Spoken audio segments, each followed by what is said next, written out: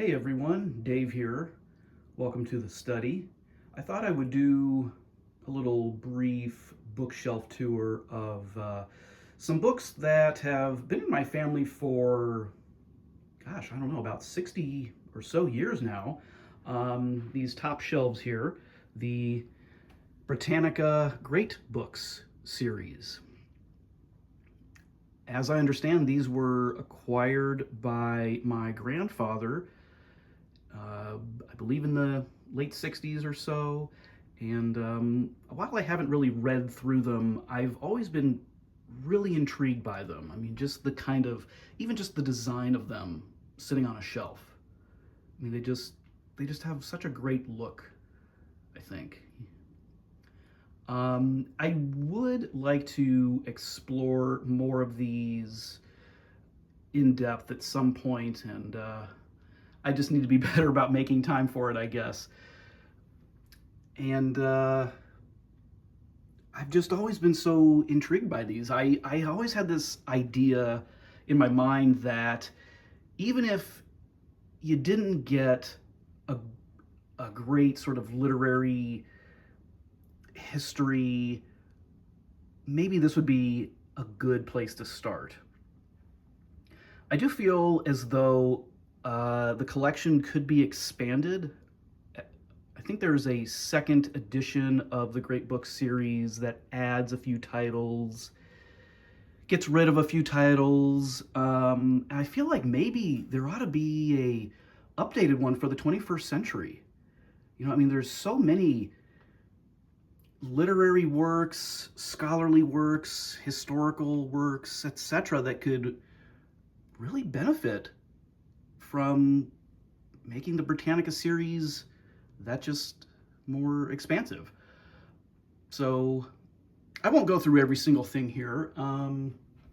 It kind of starts off kind of buried in here, back in here, the great conversation where Mortimer Adler, who kind of put the series together, goes through, how would all these people sit around and discuss things?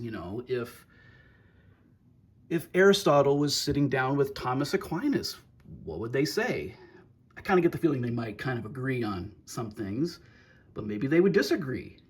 How would Boswell, who wrote a really great kind of biography of Samuel Johnson, the great Samuel Johnson, what would he contribute to the conversation? You know, um, so I'll just kind of start over here and just kind of go over these things if you're unaware of them. So you have the Iliad and the Odyssey by Homer there. Aeschylus, Sophocles. For the kind of ancient Greek tragedies and whatnot. Plato, Aristotle. All kinds of great works of philosophy and history and fiction. Um, I think it's most of the entire Summa Theologica by Aquinas is represented. I think there's some parts that are maybe kind of truncated. Montaigne, great stuff there. Complete Shakespeare, I believe. I think everything by Shakespeare. Another great writer who I think we would all really benefit from reading, because I mean, there's so much going on, especially with Shakespeare. All the little double entendres and sneaky little hidden meanings of things. Good stuff. I have a book elsewhere on another shelf that kind of goes into all of the slang terms he's using and the metaphors he's using. It seems pretty humorous. I might talk about that at some point down the line. Adam Smith, gosh, Wealth of Nations. I mean, you know, if you know nothing about economics, that might be a good. I don't know about a good starting point. It's a very dense read.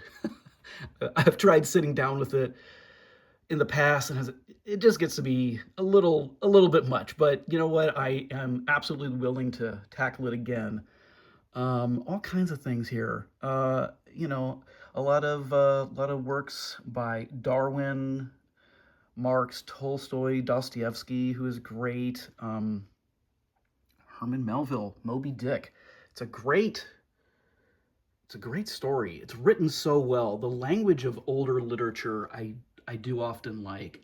And as an example, Frankenstein. I read Frankenstein by Mary Shelley last year uh, for the first time in a few years, and just the way it's written, the language, reading it aloud is just it's just fulfilling. It just is like, wow, how did somebody do this? It's so amazing. And what I also did here, I'll set this up here and show you, because I never knew exactly when I first received these books years ago, I never understood why they were different colors. They're kind of a yellowy color, blue color, kind of green, reddish. Well, they're color coded.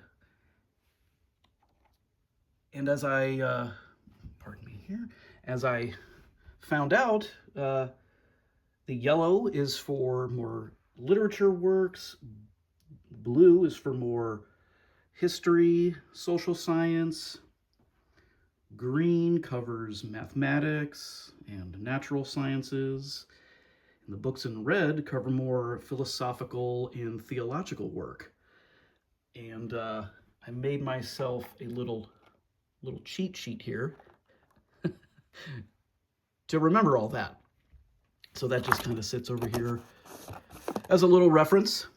So yeah, I'm really glad that I have these books. It's one of the great inherited treasures of my life. I think it's really great, and I may at some point maybe go through these things. As you can see, I have little bits of paper marking a passage that maybe I liked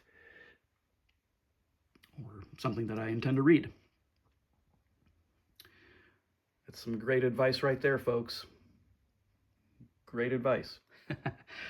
So, yeah, I just kind of wanted to give a brief little mini tour of some books in my collection.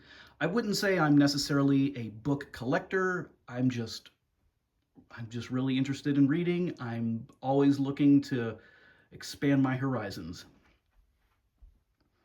So, yeah, this is part one of hopefully many.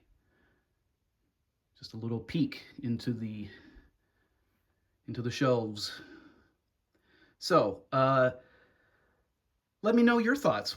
Have any of you read anything included here? Do you have a copy of the Great Books series?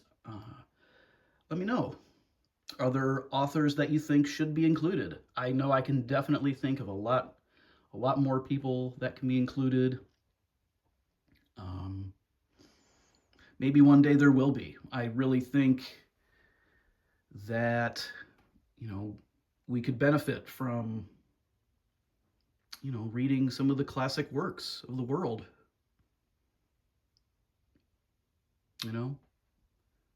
There's so much out there, and there's so much more that could be included here. This really just kind of barely scratches the surface. Just barely scratches the surface. So let me know what you think of the Great Books series. If you're aware of them, if you're not aware of them, become aware of them. A lot of good stuff. So yeah, let's see. Let's see where we go from here. Do you have favorite works by Plato, or is there something in Euclidean math that you found interesting? Something. Anything here. Just let me know. Just a little kind of quick little shout out of something in the Great Books series I've really liked is the works of Marcus Aurelius there. Epictetus. I'm not really sure how to pronounce his name, but I feel like I've heard a few different pronunciations. So forgive me there. Yeah, Stoic philosophy. It's just, I find that interesting. So yeah, let me know what you think. Thanks for hanging out in the study with me today. Have a great day.